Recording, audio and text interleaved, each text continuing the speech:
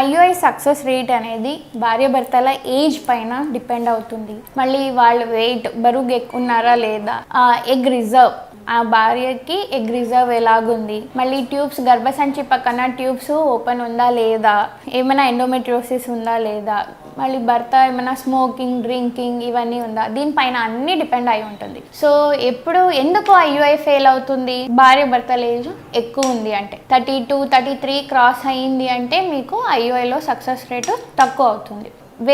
ఇద్దరిది వెయిట్ ఎక్కువ ఉంది అంటే కూడా సక్సెస్ రేటు తగ్గుతుంది. ఇప్పుడు భార్యకి వెయిట్ ఎక్కువ ఉంది అంటే యూజువల్లీ ఎగ్ క్వాలిటీ అంత మంచిగా ఉండదు, మళ్ళీ భర్తకి స్పర్మ్ క్వాలిటీ తగ్గుతుంది. దానివల్ల భర్త స్మోకింగ్ చేస్తున్నాడు, ఆల్కహాల్ తీసుకుంటున్నాడు అంటే ఐయుఐ చేసిన దాంట్లో మీకు సక్సెస్ రేట్ అనేది సగం తగ్గిపోతుంది. సో ఇవన్నీ మీరు ఐయుఐ చేయించుకుంటే కూడా మీకు సక్సెస్ రేట్ అనేది తగ్గుతుంది.